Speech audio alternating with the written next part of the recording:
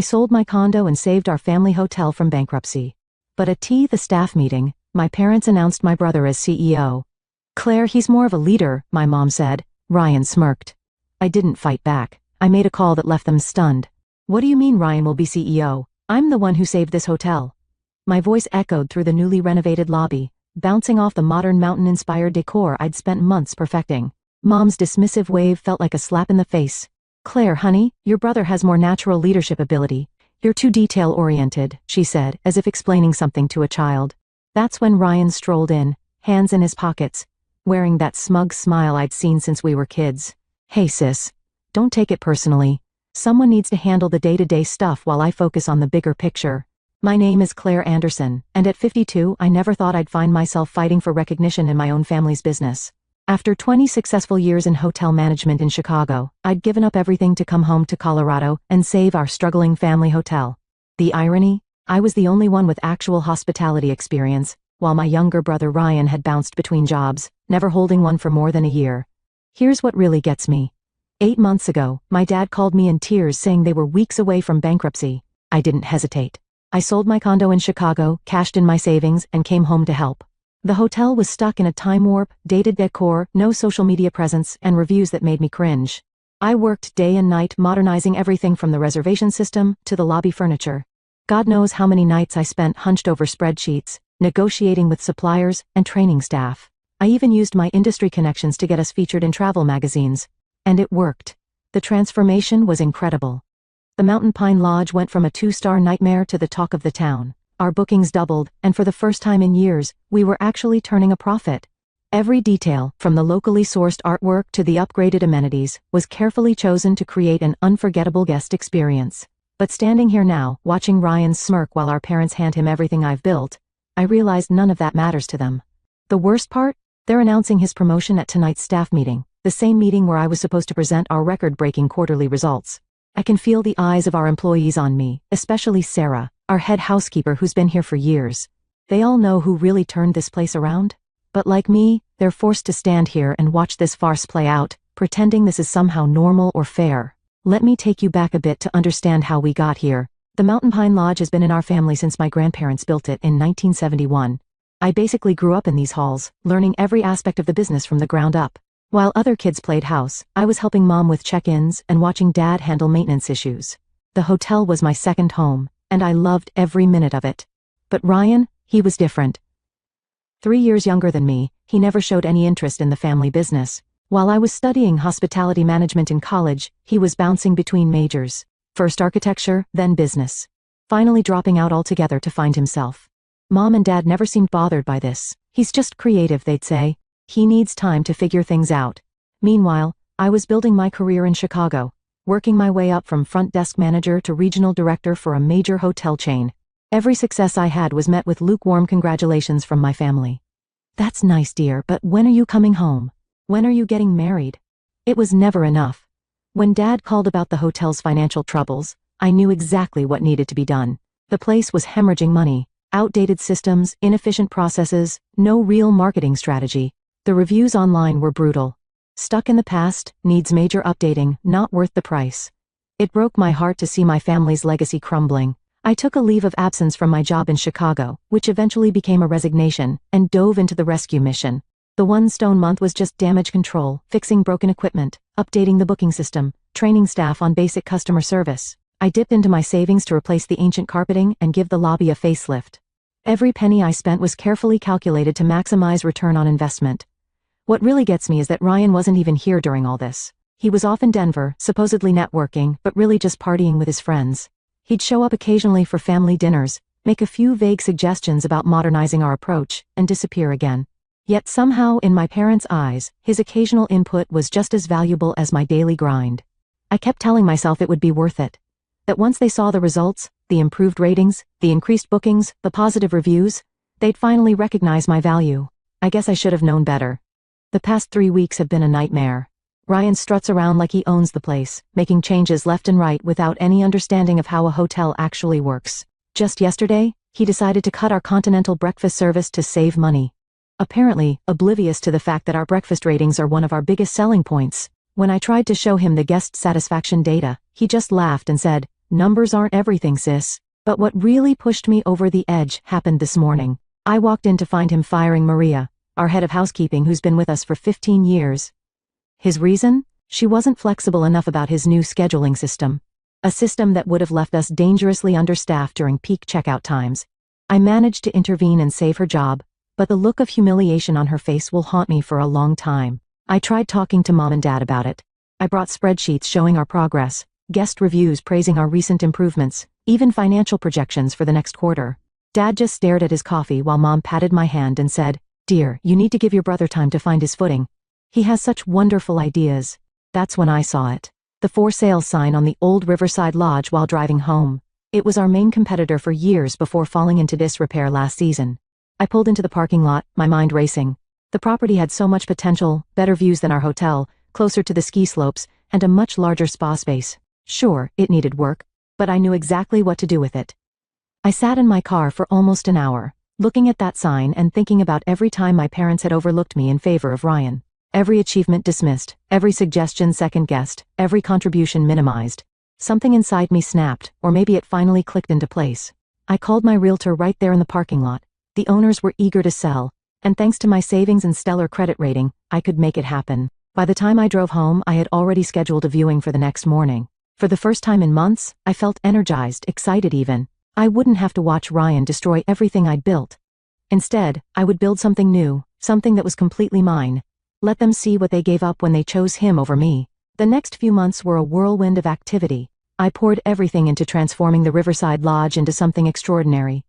While Ryan was busy throwing parties at Mountain Pine Lodge, I was working with contractors, redesigning spaces, and building a team of top-tier hospitality professionals. I named it the Summit, maybe a bit on the nose, but I wanted everyone to know exactly what I was aiming for. Word got around town quickly. Some people called me spiteful for competing with my own family. Others, especially those who'd worked with me at Mountain Pine, quietly cheered me on. My parents tried guilt-tripping me at first. "How could you do this to your brother?" "To us?" Mom would ask during our increasingly rare family dinners. I just smiled and changed the subject. Meanwhile, Ryan's mismanagement was taking its toll on Mountain Pine Lodge. Their reviews started dropping. Complaints about inconsistent service, maintenance issues, even cleanliness problems. 3 longtime staff members quit within the one stone month of his leadership. I heard through the grapevine that they'd had to slash their rates just to maintain occupancy. The Summit's grand opening was exactly 6 months after that fateful day in the lobby. I'll never forget my family's faces when they walked in. Mom's tight smile barely hiding her shock, Dad's wide eyes taking in the packed house, and Ryan's barely concealed anger. The local paper was there, taking photos and interviewing guests about Aspen's newest luxury destination. "You're trying to destroy us," Ryan hissed when he cornered me by the bar. "This is a direct attack on our family." I just smiled and replied, "No, Ryan, this is me succeeding despite our family." The contrast between the two hotels couldn't have been more stark. While Mountain Pine Lodge struggled with basic maintenance, the Summit was making waves with its eco-friendly initiatives and luxury amenities.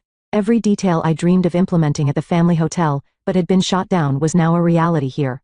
From the locally sourced restaurant menu to the state-of-the-art spa facilities, everything was exactly as I'd envisioned.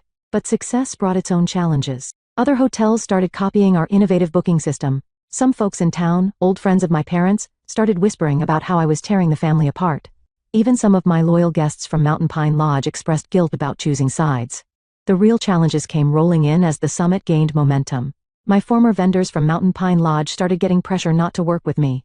Mom had quite the social circle in town, and suddenly some longtime family friends stopped meeting me for our usual coffee dates.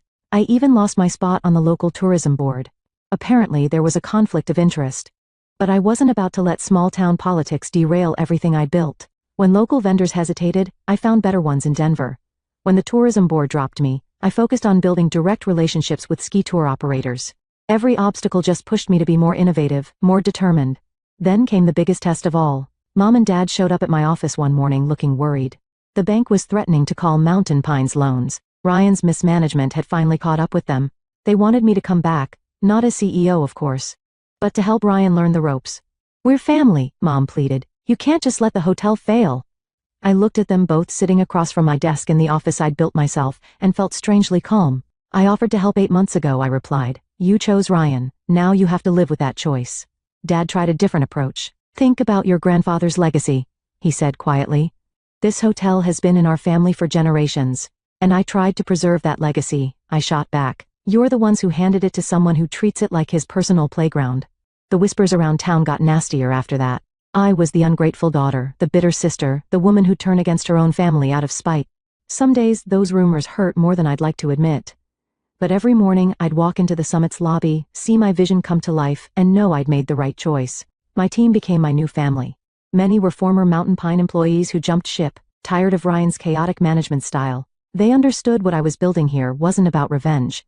It was about creating something meaningful, something we could all be proud of. The breaking point came during the annual Colorado Luxury Hotels Awards. The summit was nominated for Best New Boutique Hotel, and Mountain Pine Lodge was conspicuously absent from any category. I was sitting in the ballroom surrounded by my team when they announced our win. As I walked to the stage, I caught sight of my parents in the back of the room. They'd shown up unannounced, probably expecting to support our family hotel as they had for years. The look on their faces said everything. Mom was fighting back tears, and Dad looked like he'd aged 10 years. Ryan wasn't there. He'd stopped attending industry events months ago, claiming they were just popularity contests. But everyone in that room knew what this moment meant. The student had officially surpassed the teacher. The detail-oriented daughter had built something better than the family legacy they'd refused to entrust her with. During my acceptance speech, I thanked my team, our guests, and even mentioned Mountain Pine Lodge, where I first fell in love with hospitality. The crowd's uncomfortable shifting told me they caught my subtle dig, but it was the conversation afterward that really changed everything. A renowned travel magazine editor approached me for an interview. As we talked about the summit's success, my parents hovered nearby, clearly listening. They heard every word as I described my journey, including how being passed over for CEO had motivated me to build something of my own. "Sometimes the best success stories come from being underestimated," I said, loud enough for them to hear. That evening, the magazine editor told me they were naming the summit Best Boutique Hotel in the Rockies in their upcoming issue. The same issue would feature a piece on traditional hotels struggling to adapt, with Mountain Pine Lodge as their prime example. When the article came out, it was like a bomb went off in our small town. Everyone who'd whispered about me being spiteful had to acknowledge the truth. I'd built something extraordinary, while Mountain Pine Lodge was failing not because of me, but because of their own poor decisions. Looking back on everything, it's hard not to feel a mix of emotions. Part of me still hurts from the way my parents treated me, how they brushed aside all I'd done as if it were nothing. But another part of me, maybe the bigger part, feels liberated. I'm living my life on my terms, not waiting for someone else's validation. When I walk into the summit every morning, I'm reminded of what I built with my own 2 hands. The vibrant lobby buzzes with life. Guests chatting excitedly about their plans for the day. Staff moving efficiently with warm smiles. The faint aroma of freshly brewed coffee mingling with the clean mountain air that drifts in when the doors open. It's everything I ever wanted the Mountain Pine Lodge to be, and seeing it thrive gives me a deep sense of pride. My team at the summit has become my family in ways I never expected. Many of them, like Sarah and Maria, are former employees of my parents' hotel, who left because they saw the same lack of leadership I did.